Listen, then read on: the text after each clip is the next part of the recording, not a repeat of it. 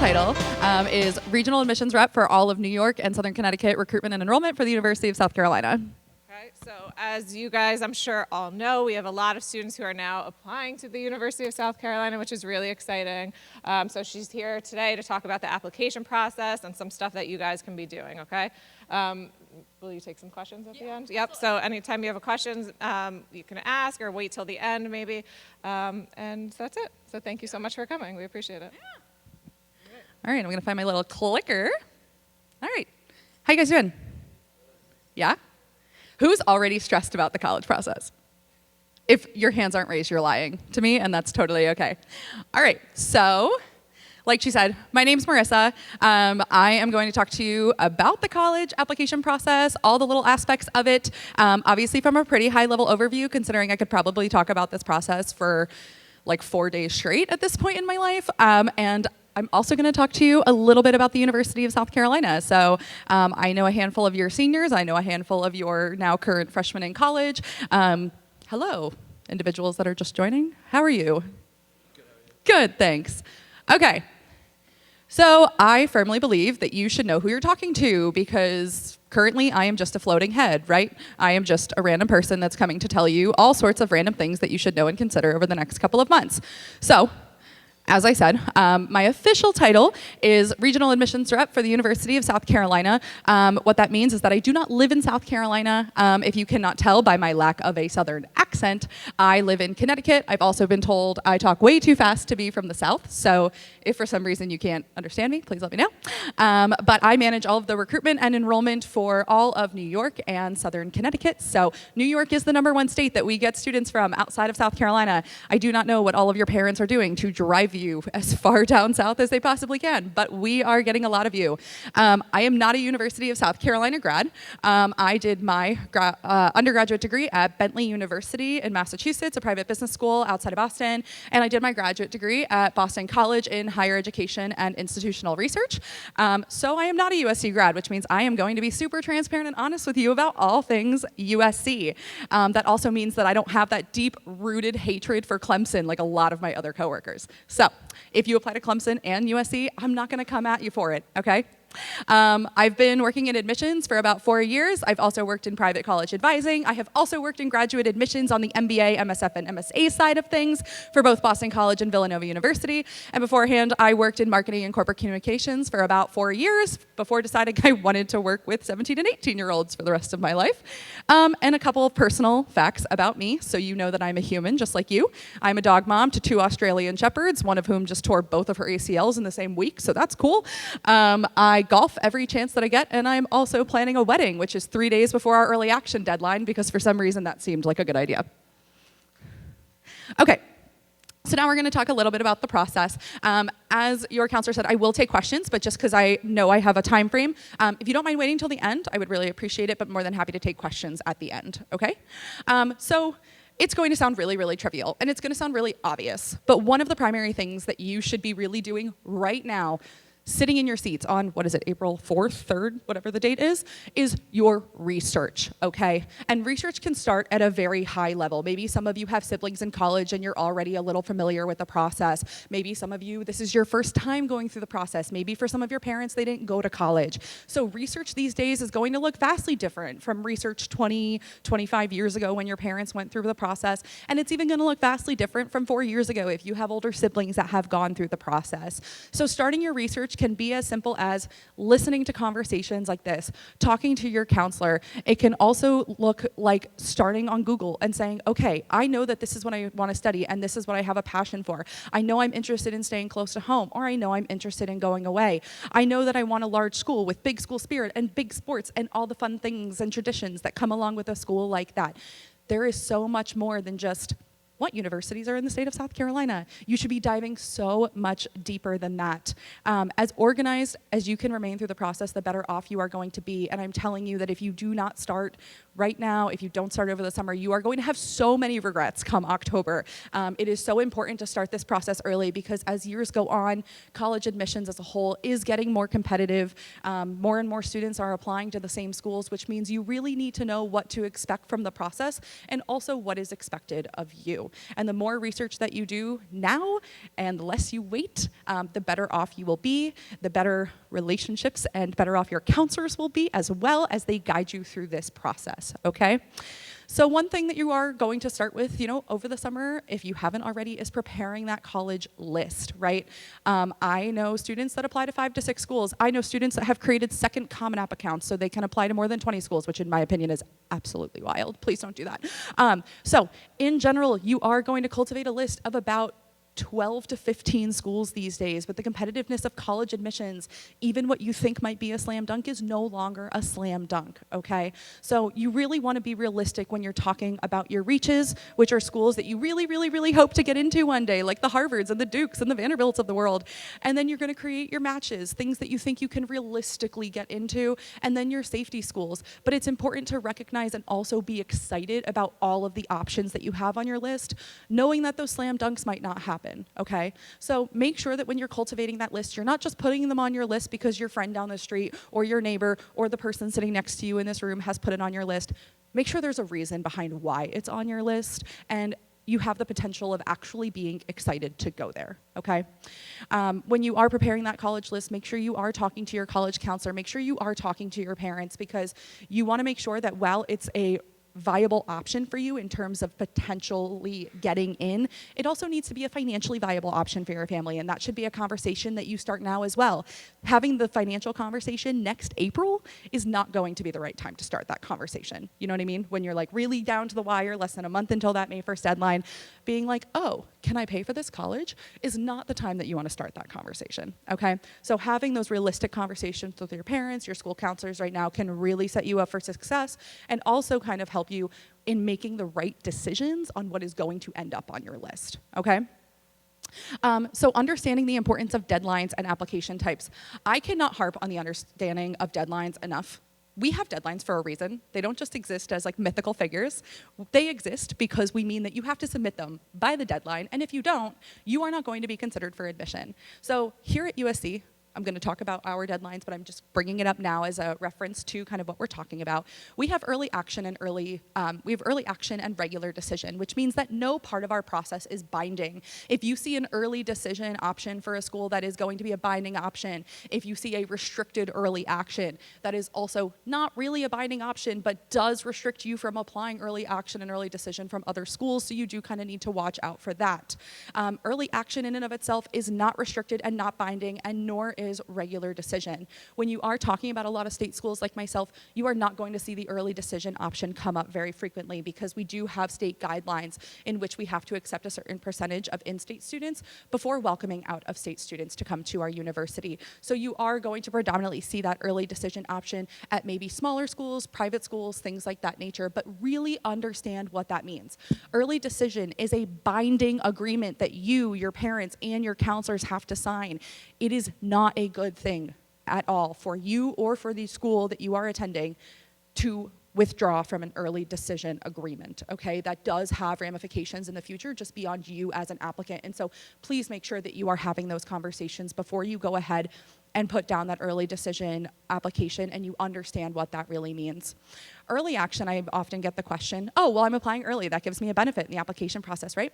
No, it doesn't. So fun fact, early action is basically the new regular decision these days, and it basically just gives you the option to apply earlier and hopefully hear earlier, and if not, and you're deferred, you have another chance to be re-reviewed in our process. I will also say that sometimes just getting the college applications in and done by, early to mid-October is a really big weight off your shoulders. And so early action does provide you with more benefit in that sense, but because so many students these days are applying early action, it doesn't actually provide you with a benefit in the college process, okay? And then regular decision is just another deadline, but please watch out for deadlines. I will say when you're talking about Southern institutions like ourselves, we have very, very early deadlines in the process. December 1st is the last time that you can apply to South Carolina. And that's very early. We have schools that have deadlines into January. Some even have February 1st and February 15th deadlines. Make sure you are aware. I have so many students that have emailed me the last couple of weeks because we released our decisions on February 28th, okay? So for all of our decisions, we released 38,000 decisions on February 28th, and I purposely took that day off. So we released all our decisions on that day, and over the last couple of weeks, I've gotten emails from students being like, hey, all of my friends, all my classmates got their decisions, but I didn't get my decision. Where is it? And I'm like, oh, because you didn't apply by the deadline. You applied January 11th. You applied February 1st. You are not guaranteed to receive a decision. And so those deadlines are set for a reason. Please make sure you're paying attention to those and understand that if you do not meet the deadline and you are not applying to a rolling admission school, that you are not guaranteed to receive a decision, and your application and your chances of admissions can be harmed by not following the deadline stated by the institution. Does that make sense? Cool. Okay, so then the next one is kind of obvious. Take the time to figure out what each school is looking for, and also take the time to figure out what you are looking for. I know in the age of social media, I know you are in a small class, you're all going to talk to each other about the colleges that you are applying to, but the right fit for you is going to be very different from the right fit for you, and so forth. And so make sure that, yes, you support your friends and you support your classmates, but you are understanding what school is going to provide you with the academic and social benefits that you want out of a college experience, recognizing that it's okay for that to be different from your classmates. And that is part of the research process. It is part of identifying what is the right fit for you, and while a school could be the best, Harvard's not going to be the right fit for everybody, right? Just like USC is not going to be the right fit for every single student, and we are totally okay with that and very aware of that. Utilize your visit opportunities as well as your virtual opportunities. I will say if there's one thing that really came out of COVID, it's the opportunity to engage with colleges virtually that maybe we didn't have before. I mean, we offer virtual tours of our campus. We offer virtual tours of every single one of our dorms on campus, our 18 first-year residence halls. There are so many ways, to sit in on a session on the application process, on the college process, on next steps of enrolling, on financial aid virtually that you don't even have to leave your home for. And so, if you are part of a big family or you play a lot of sports and you have time constraints and how you can go ahead and visit colleges, tap into those virtual visit opportunities, because you're at least getting that research process started and you're at least getting things moving. But we offer so many different ways, not just us, but so many institutions these days offer so many ways to engage that if you're not engaging and you're not learning, you have to take ownership over that, okay? And give yourself time to prepare and use your resources and support system. Like I said, you're sitting pretty right now at the beginning of April. Keep this ball rolling after today's conversation. Don't just forget that college is a thing until September 1st, because I promise you, you will regret that come September and October. So use your summers wisely. Use that time to really prepare. And I will kind of harp on this again later on in the conversation, because I think it is that important. Okay, so I'm going to go over a couple of aspects of the application that you can generally expect. And so, does everyone know what the Common Application is? Great. Okay, Common App opens on August 1st. So within the Common Application, you are going to have to write a personal statement. I will talk more about the personal statement in a moment, but essentially crafting a compelling argument for who you are as an individual. My two gentlemen, I'm going to call you out. Come closer, there's more seats. Thank you very much. All right. So, personal statement and supplemental essays. The personal statement is going to be required, and supplemental essays are going to change school to school to school. They also change every single year. I have some of my personal favorites. I know that Wake Forest, one of theirs is, what is your top 10? Period. What's your top 10? I've had students write about their top 10 favorite Yankee experiences at the ballpark. I've had students write about their top 10 favorite desserts. I've had students write about the top 10 favorite episodes of Friends that they have watched and how it relates to their personal life. That top 10 list can be completely and entirely dedicated to you and showcase more about who you are as a person. Fun supplemental essay. The University of Vermont asks, what Ben & Jerry's flavor are you and why? I don't know how to identify myself as ice cream, but think about it, right? So these are questions that schools are really going to ask to get you thinking. And they can be fun if you approach them with a creative mindset, and they can also be totally stressful, and I understand that. But again, the earlier you start and make yourself aware of these essays, the more time you give yourself. If your prompt and the essay that you come up with afterwards, if your first draft is the one that you submit, you have not tried hard enough, okay? So, letters of recommendation. Ask your teachers, ask your mentors, ask your employers, ask your volunteers to write strong letters of recommendation that highlight your skills, your work ethic, your ability to work with other people. You come from a small school, which means that you have had opportunities to build very strong relationships with your teachers and your counselors. Utilize those. Before you all leave, I don't know if you have a policy in your counseling office on the date that you have to ask teachers by, but before you all leave for that summer break, you should have had a conversation with at least one or two teachers asking them to write your letters of recommendation. Because think about it, all of the students that are sitting in this room are all going to need 2 letters of recommendation for different schools, and you're all going to be asking the same teachers, and they need time, right? So make sure that you are honoring that respect, and you're giving them that time to actually go ahead and get to know you a little bit better and understand what it is that you want them to speak to in that letter. It's also, some schools will accept ones from, again, employers, coaches, different things like that. It doesn't always have to be from a teacher, but make sure that you are understanding exactly what the school is asking. If we are asking for academic recommendations, do not submit one from your football coach, because that does not meet the requirements of what we were asking, okay? So make sure you're taking a look at those. Your activities list in your resume. Make sure you are thoughtfully listing and going through how to appropriately showcase what you have done throughout your high school experience, okay? You shouldn't just list things and be like, I ran track. Great, so did I. What does that mean? Okay, so you could be like, list your football for 4 years. Okay, what did you do? What did you add to the football team? You know, did you win awards? You know, how did you contribute to the growth of your high school? That is what we are really looking for. We understand that involvement is going to look different for every single student. And when we're talking about a school like USC that has literally millions of things to do, we love that. We want students to come here with diverse interests and diverse passions, but showcase that in the process and make sure you are accurately speaking to what you have done and added. You are allotted a specific number of characters to speak to your experience under each activity. Use it. If you don't, it doesn't tell us anything. And my favorite saying about the college process is you don't want to leave us guessing. We don't know what you don't tell us, right? Demonstrated interest. Please understand that demonstrated interest is not something that is going to be standard across every single college. I will tell you that we do not track demonstrated interest at USC. With 60,000 applicants, it is just literally something that is not feasible, because all 5,000 of you from New York would be coming and knocking on my door every day, and I simply don't have the bandwidth to handle that. So, smaller schools. I previously worked for Babson College, a small private school outside of Boston. They track demonstrated interest. Do your research and ask the question. That is totally an okay question to ask of the admissions counselor responsible for your territory. Ask if they track demonstrated interest. And if so, understand what is expected of you to go ahead and showcase that interest if it is a school that you are genuinely passionate about attending, okay? So ways to do that would be emailing and connecting with your admissions representative, like myself, at other schools. Going and participating in virtual visit opportunities if they offer an optional interview. There's so many different ways that you can accomplish this quote-unquote demonstrated interest, but it's important to understand whether schools genuinely use it to make their decisions and whether they don't. And if they don't, please do not feel as though you have to continue to try and show that demonstrated interest, because I promise you it does not factor into the process. And lastly, stay organized.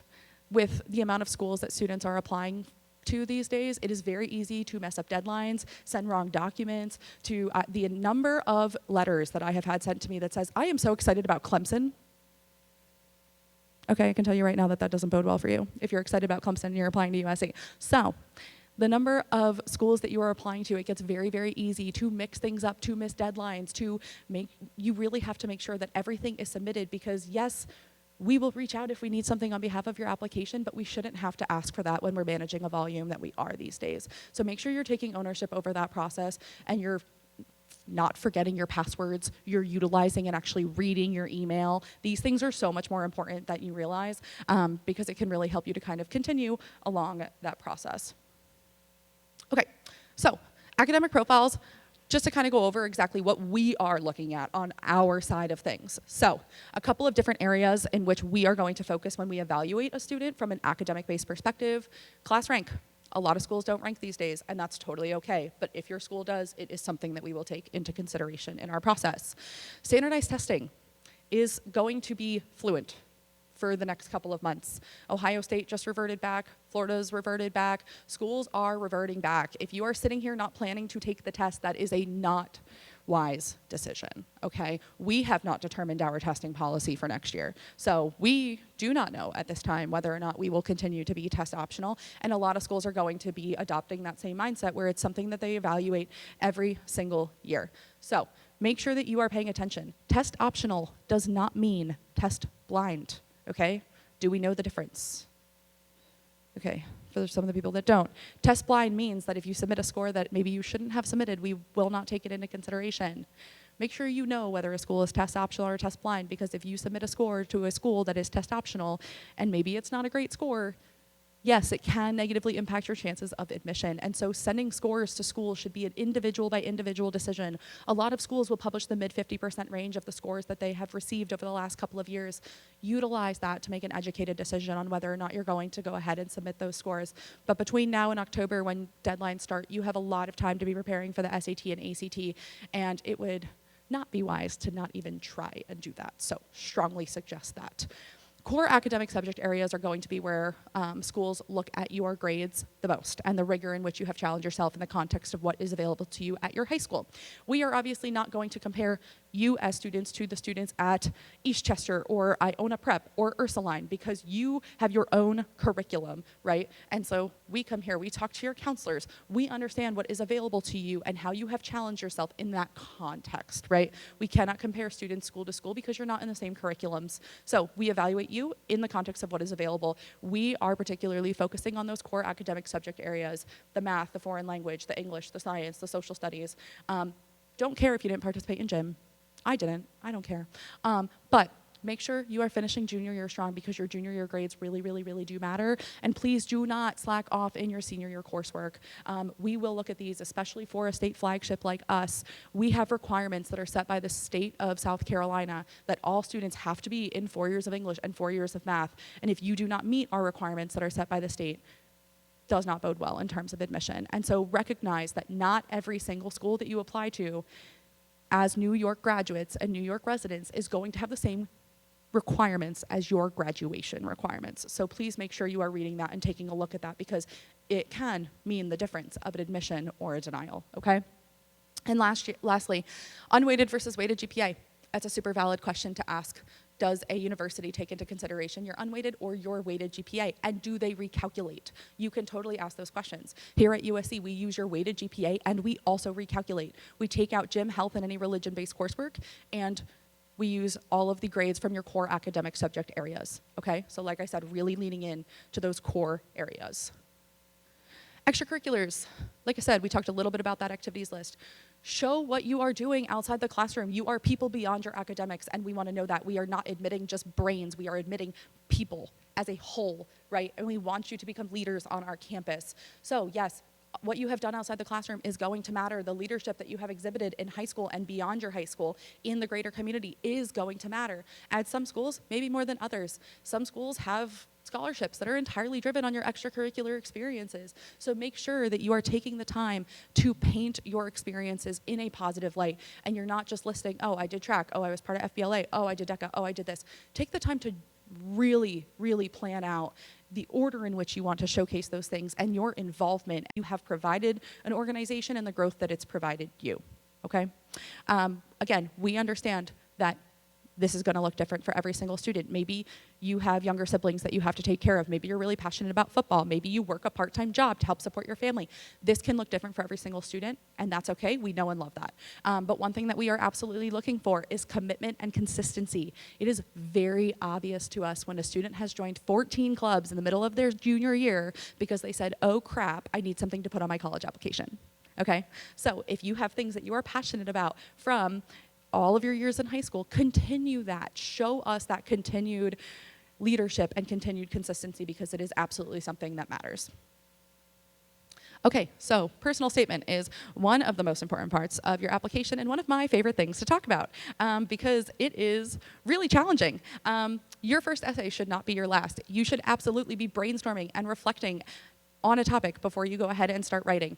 It is very common for students to tell me that this is the most stressful part of the process for them, and that's super valid because you have never written an essay like this, right? This is different from your English class and your history classes and your book reports and all that fun kind of stuff and your lab reports. This is vastly different. You have to sit here and personally reflect and understand that you have 650 words to tell us something that we don't know about you that is going to matter in your application and is going to make a difference in your admissions decision. So if you're sitting here right now, what are the first 3 things that come up? You know, be authentic, be reflective.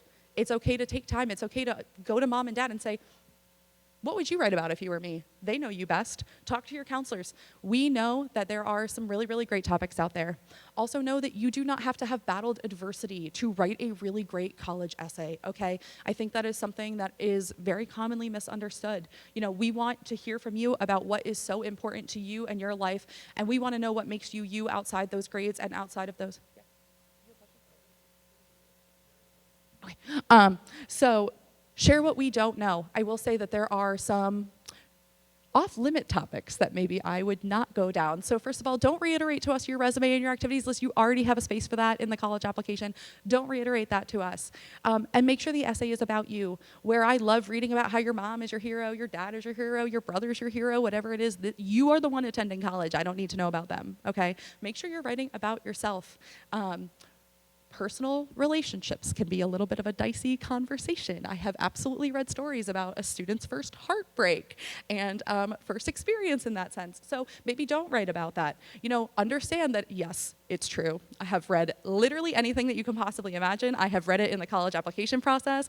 Having read over thousands of essays at this point, you have no idea what I have read. But again, we are human on this side. I have laughed. I have cried. Okay, I have read things that have been so touching and so moving that I have had to put my computer down for the rest of the day. We understand that you are people, and you, even as 17-year-olds in this process, have been through things in your life that you are personally sharing with us, and we appreciate that. And so keep in mind, just you don't know who's going to be on the other side of that. Also, in this day and age, I do like to bring it up. If you are going to go the route of discussing politics, please be cautious in doing so. Okay? Did you have a question?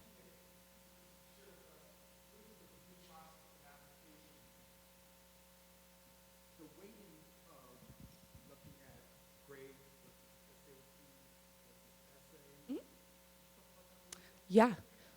So in terms of the weighting process of grades, SATs, personal statement, all that fun kind of stuff, it is going to differ school to school. And that is also something that you should be asking your college admissions representative. So I will tell you, on a USC perspective, academics are going to reign supreme across our evaluation process. And that is how it has to be when you handle the volume of applications that we do. That is how it's going to be at the Penn States of the world, at the Tennessees of the world, the Floridas of the world, the USCs of the world. When you are receiving 60, 80, 120,000 applications each year, while we want to get to know you as students, we also have to get decisions out the door. So this can be vastly different from school to school. The answer that I provide you is going to be vastly different from a Lafayette College, from a Skidmore College, you know, from a Hofstra University, from an Adelphi University. Feel free to ask those questions to your admissions representative so you understand how you are being evaluated in that process, okay? I don't know if that's actually helpful, but yes, I did say that South Carolina is predominantly going to be an academic-driven process, and so taking a look at the SAT, ACT, grades in core academic subject areas, class rank, course rigor, things like that. We will dive deeper, but in terms of kind of how we weight those, academics are always going to weigh the heaviest for us in the process. Yeah, of course. Letters of recommendation. I kind of talked about this already. First of all, honor the number that the college asks for, please. If we ask for 3, please don't send us 14. And yes, that has happened on so many occasions. I once opened an application and had 26 letters of recommendation. Do you think I read all of them? No. Okay, so again, honor what the school is asking for. Also, all of your counselors write you letters of recommendation that automatically get uploaded as part of your transcripts and things through Naviance. So they are automatically doing those things for you, but make sure before you leave, once again, before you leave for summer, you have conversations with the teachers that you want to be writing your essays or writing your letters of recommendation. It does not have to be a school, or it does not have to be a class in which you have aced. Maybe you struggled, and maybe you spent a lot of time with that teacher, and they have learned your work ethic and your perseverance, and they've learned things about you through the time that you have spent with them that really paints a broader picture of who you are as a person beyond the grade that you got into that class. And those are great people to ask as well, because they have helped you through a difficult time. And if you think you're going to come into college and just ace every single class, you're probably kidding yourself, right? You are going to struggle in some of the college coursework, and that's okay. But we also want to hear about how you overcame those academic struggles. And so sometimes those teachers are the best ones to ask. And so really give thought into who you ask, and make sure you are respecting the timeline of the teacher that you ask, because, again, look around the room. You're all going to be asking the same handful of teachers, right? It doesn't always have to be a teacher as well. You know, think about mentors, coaches, employers, college advisors, think about club advisors, things like that, individuals that have seen you grow extracurricularly and outside of the classroom. You know, these are also great people to ask that have maybe known you beyond that academic light. And make sure you're maintaining those strong relationships into senior year. This is a big ask, right? And you want to be thankful to your teachers and your counselors who are putting in that time to help you along the process. So make sure you respect them as well through that process, and just know the time and effort that does go in. I have read some really incredible and influential letters of recommendations over the years, and so they can really help and they can really paint a picture of who you are beyond the grades on your transcript. Okay, so one thing I want to talk about is kind of going back to that research perspective, but understanding fit, okay? This is going, in my opinion, to be kind of 3 different categories. So academic, do they have what you want to study? If they don't, you probably shouldn't go there, right? So from a USC perspective, I can tell you if you're interested in architecture, veterinary medicine, interior design, or agriculture, we are not the school for you, okay? We have 360 different degree programs, but we don't have those 4. So I have students all the time that come up to me and they're like, oh, do you have veterinary medicine? And I'm like, no, sorry. They're like, oh, well, maybe I'll major in biology. No, if you want to be a vet, go to a school that has a vet program, right? So do they have enough options if you change your mind, right? With 360 degree programs, yes, I would like to think that we have enough options. But if you change your mind to something that they don't have, what is your plan after that? Also know that it's completely okay to go in undecided and exploratory and kind of determine your major pathway after that. But if that's the route you're going to take, understand what that looks like for you when you're actually at the institution. Understand what your options are for transitioning out of that undeclared program. Understand, okay, what does my post-graduation plans look like? How does the school do in placing students in internships and full-time job opportunities, knowing that that is going to differ major to academic college, right?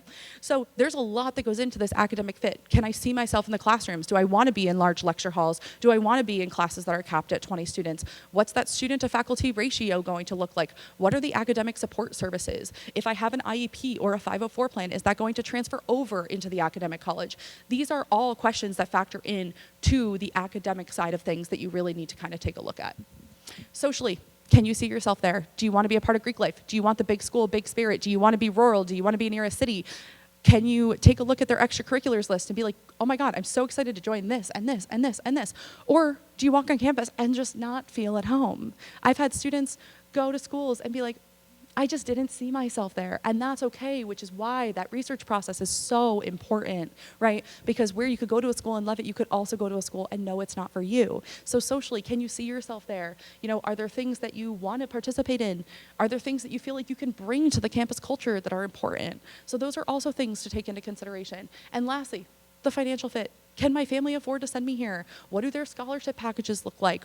You know, do they give out good need-based aid? Do they give out good merit scholarships? Understand this, right? And also understand, is it worth the investment? ROI is such a big conversation when it comes to choosing a university. And so again, understanding where students are going post-graduation from that college is going to be so important. And so in my head, when you are determining a fit, these are the 3 things that you should really be focusing on to determine if the school is going to be a right fit for you, which is also why I said visiting and engaging virtually is so important. Okay, so a couple of do's and don'ts, and then I'm going to talk about USC, which is going to be really fun. So start early. Be realistic while list building. Just kind of reiterating some of those things. Edit and proofread, and then do both of those things more and more and more. Like I said, your first draft should not be your last, and if it is, you've done something wrong. Use your counselors. Use your counselors. They're awesome resources. They know us well, and we are always inboxes open to their questions and more than happy to answer. Finish your junior year strong. One thing I really want to harp on is be respectful of your classmates and your friends through this process. Everyone is going to have a unique experience and everyone is going to land somewhere different. And acceptance for you might mean a denial for your friend, right? Be respectful and be supportive. I know that social media these days, nothing's secret, right? Everyone is so excited and posts where they're going within the second they find out. And we even know because we can check your social medias as well and find out where you're going before you even tell us. So just be respectful of your classmates and friends and make sure you are prioritizing your mental health through this process. It is very easy to know that from now until next April, this is going to be one of the primary topics of conversation. One thing that I like to say to students is identify a space in your life where you have a no college zone. I like to say the dinner table or the car or your bedroom, whatever it is. Identify a space in where this conversation is off limits because I'm telling you, it will get to a point in which you just maybe don't want to talk about it anymore. And that's totally fair, right? The Thanksgiving table, don't talk about it, because all your aunts and your uncles and your cousins are going to be like, how's it going? Where are you going to college? What are you going to study? And you're going to be like, stop. And that's fine, okay? So prioritize your mental health through this process. Be respectful of one another, because it can be a lot, and especially in this day and age where college admissions is so competitive and so confusing, it is just really important to kind of support one another through this process. And lastly, take ownership and read your emails. Please read your emails. We send you a lot more important things than you ever realize, and you're going to utilize your email over the next year way more than you ever have in your entire life. But if you don't receive information simply because you don't read your emails, that is not a good excuse as to why you didn't find something out, okay? And lastly, take ownership. While I am always happy to answer questions on behalf of parents and answer questions on behalf of counselors, you are the ones that are coming to the institution, and you are the student that I want to be working with. So please feel free to reach out. Make sure you are asking the questions that you need to know through this process. And when it comes to my don't category, don't wait until the fall. Like I said multiple times, you're going to regret that. Don't use ChatGPT. We know. You can't fool us. We are very aware. It's very easy. Don't slack off during your senior year, because that can come back and bite you in the butt. And don't take social media information as fact. I cannot tell you the number of times I have had parents call me over the last year and be like, I read this on a Facebook page and I'm really concerned and I need you to squash this myth for me. And I'm super happy to do that. So if you read something and you're concerned, reach out to the college and ask the question. We will gladly tell you something as fact and as truth on our behalf. And don't be afraid to ask questions. This is, again, a very confusing, a very overwhelming process. You have over 4,000 colleges in the United States to choose from, okay? Ask the questions that you need to ask to, again, make an informed decision.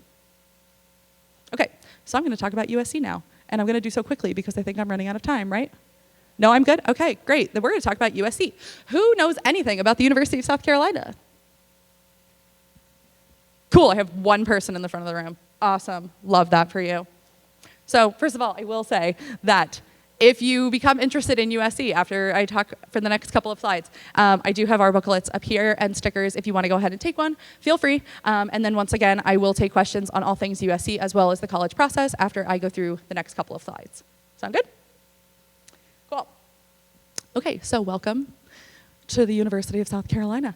We are the state flagship institution of the state of South Carolina, which means, yes, we are a state flagship. We are going to look vastly different in our application process as well as in our enrollment from private schools. So please make sure you understand what that means. But the University of South Carolina is becoming exceptionally popular. I don't know, again, what all you New Yorkers are doing, but you all want the warm weather and the fun social life, and all your parents want to retire in South Carolina, so we're getting a lot of you. So we are located in Columbia, South Carolina, which is the capital city of South Carolina. Since 1801, the university and the city have really grown together. And so we boast probably every single thing that you could possibly want or need in a college experience.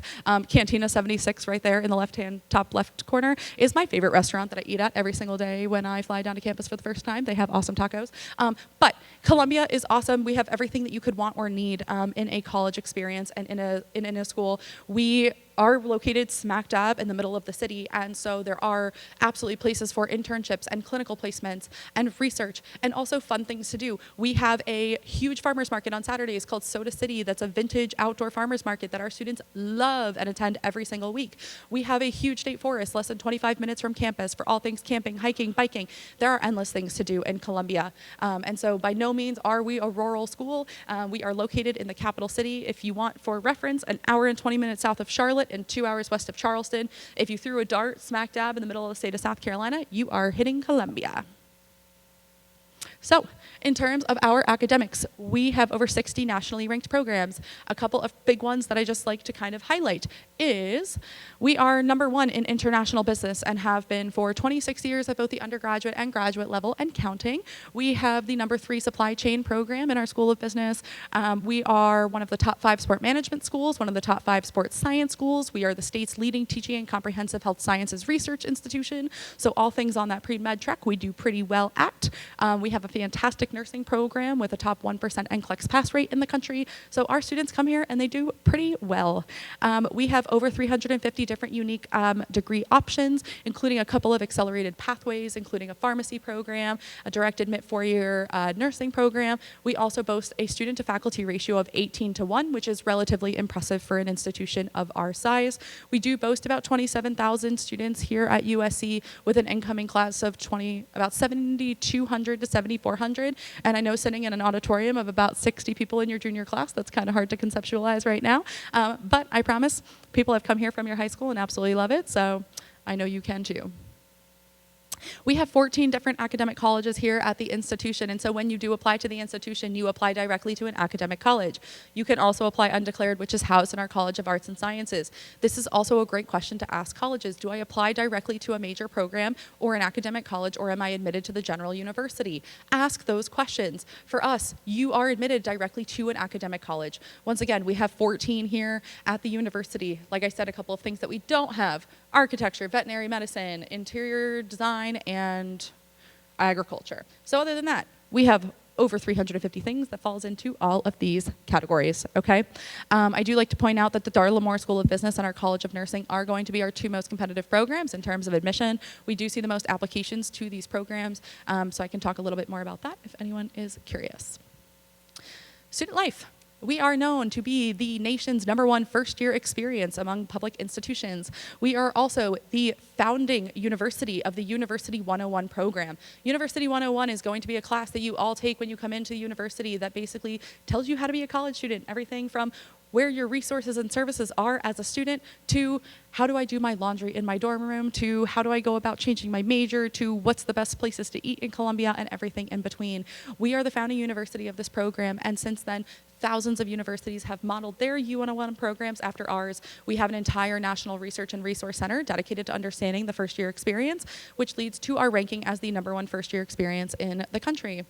We have more than 650 extracurricular organizations at this point in time, and we add new ones every single year.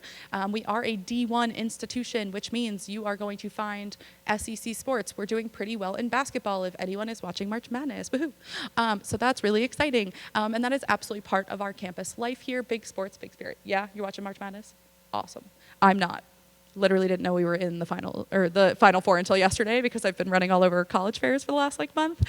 And someone was like, "Yeah, we're so excited," and I was like, "Great, awesome."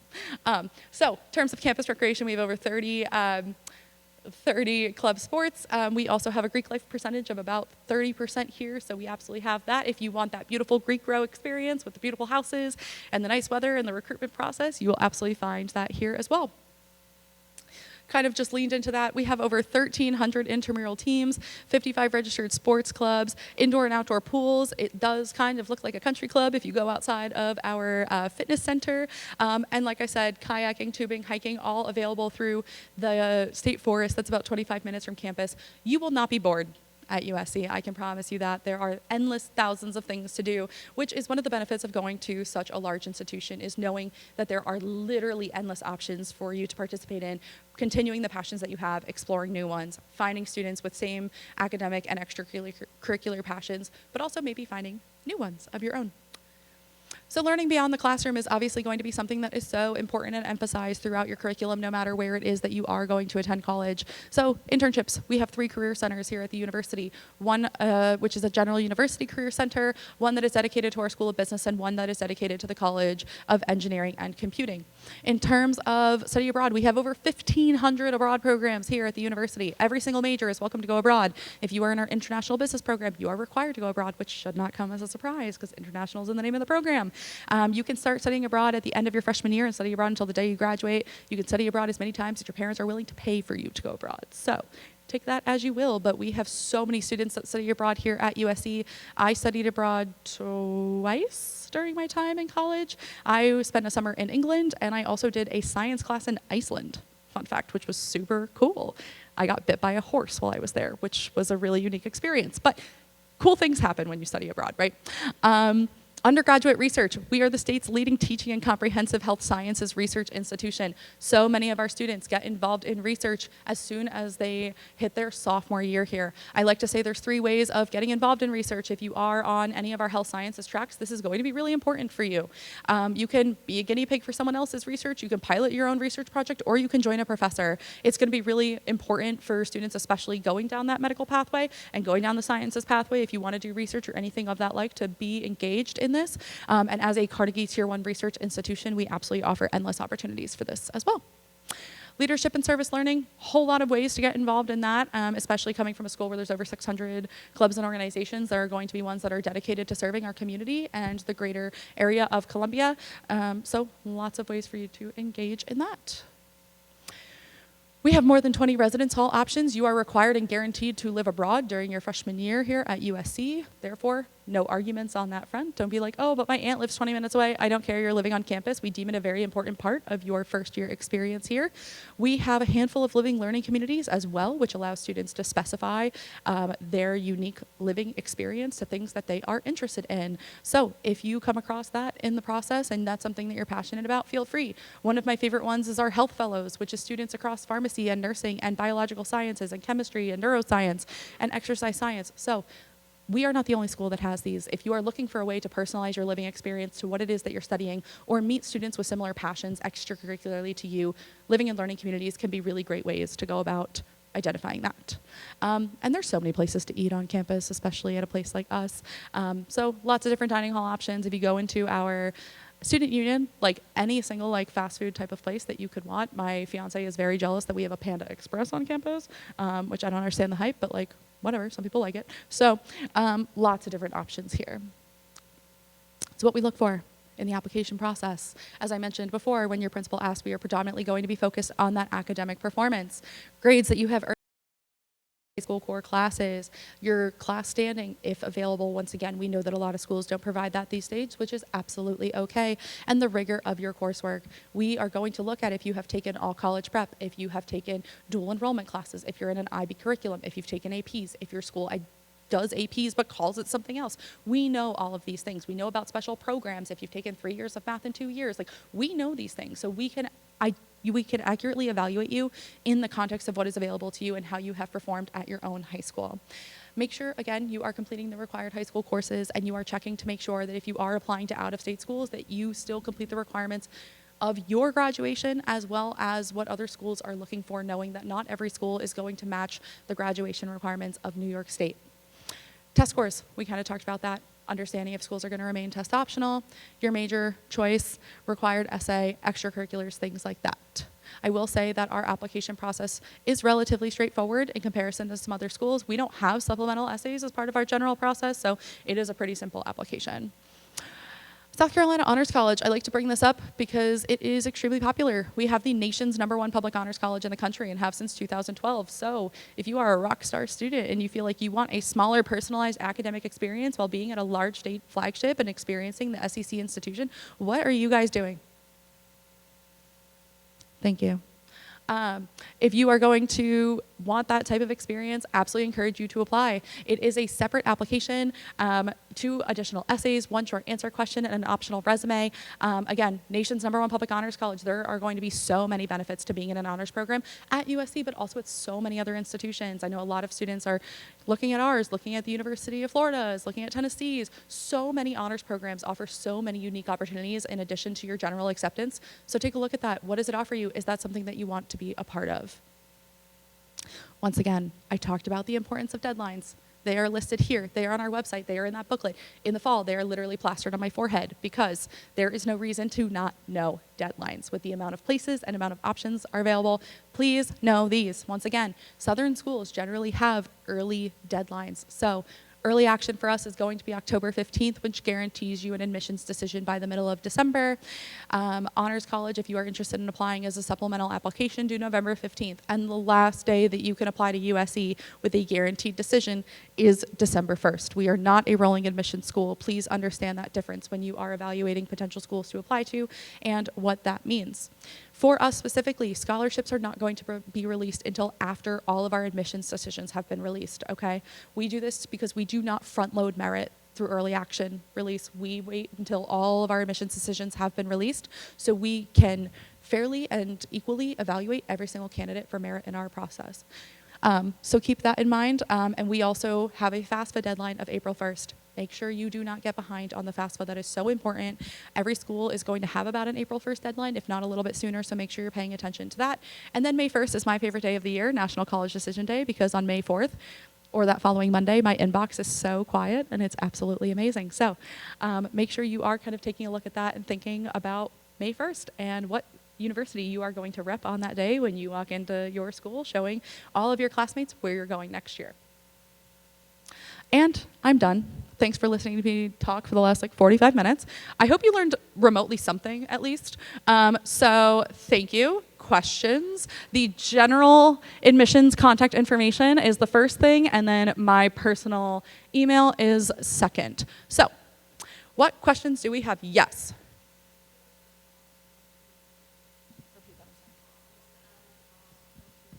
Okay, I have to say asterisks subject to change because tuition gets reevaluated every single year at every single school, not just us. But right now, including room, board, meal plan, technology fees, and tuition for out-of-state is 53. As a state flagship, you will see a difference on our website for in-state tuition. Yes. What else? Yes.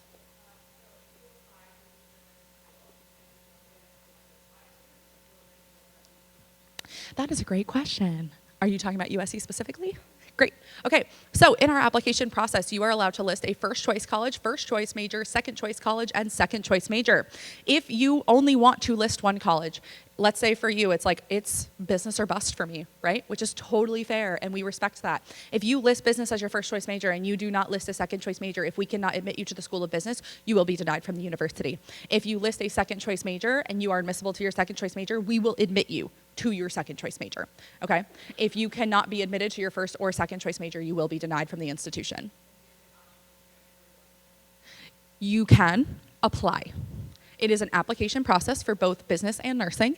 If you come to the university and do not make it into your first choice major in the application process, but deem USC as a place that you do want to spend the next 4 years, you can come here and apply to both the business and the nursing program at the end of your freshman year. I will tell you the College of Nursing as well as the business school do not publish their major transfer acceptance rates for internal major transfer, so you are going in entirely based on space availability. What else? It's a big process, and I know I didn't cover everything, so what are your questions?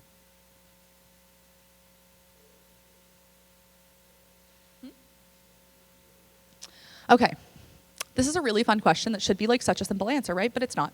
So when we talk about GPA, South Carolina as a whole functions on a 5.1 scale. So you can look at the back of our booklet and be like, oh my gosh, a 4.1 to a 4.7, my school doesn't even go up to that, right? Fun. So schools are going to function on A/B scales, 100-point scales, 5.1 scales, 4.0 scales. It's going to look different for every single school. And the reason why that's such a difficult question is because it's entirely dependent on your applicant cycle, right? So this year, I would say on average students that had above 92s, 93s were generally admitted to the university. Below, we were not seeing admission.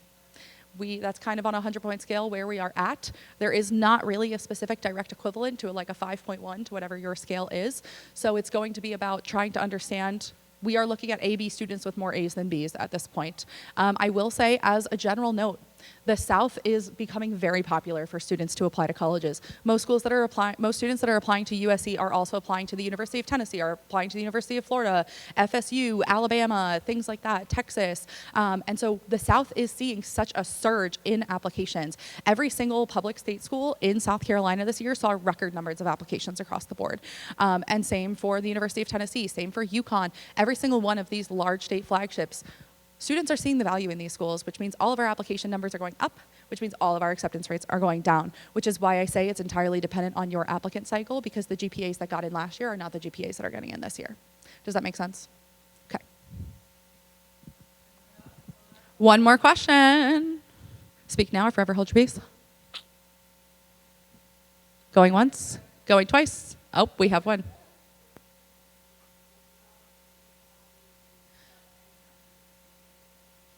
Not a cutoff, no. No. And that's also where that test optional policy and doing your research and looking at the mid 50% range really comes into play of whether you think it is beneficial or not for you to submit those scores. Granted, if a school requires them, you don't really have a choice, right? But not all schools will, but not a cutoff. Well, can you guys join me in thanking Marissa, please? We really appreciate it. And there's some, if you guys want to grab a packet before you go to lunch, feel free to come on up, okay?